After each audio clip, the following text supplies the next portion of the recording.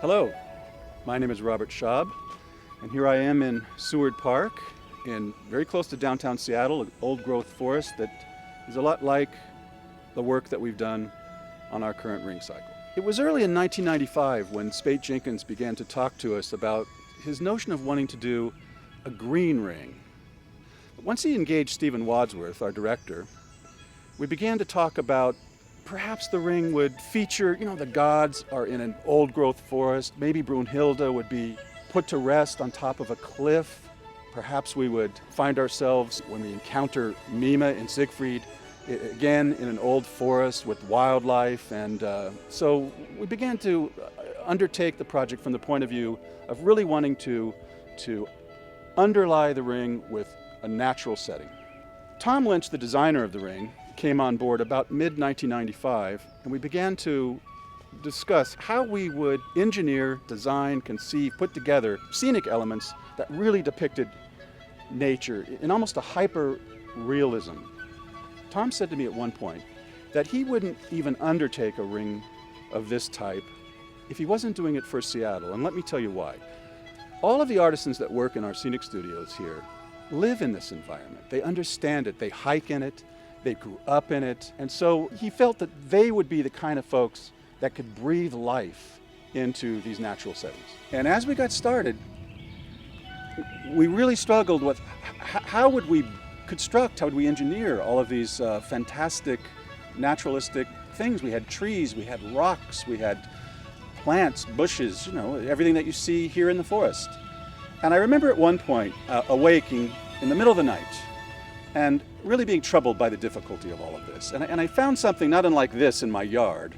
And I began to look at it very carefully and looking at the front facade of my home.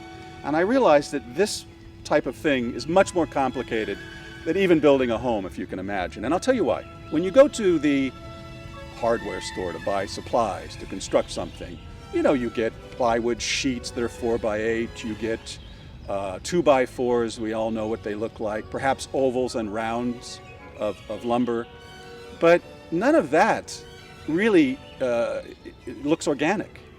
And so we began to have to struggle with the idea that, boy, this all has to be carved. We got into foam construction, we got into wire-shaped frames that we could put Dacron airplane wing material onto.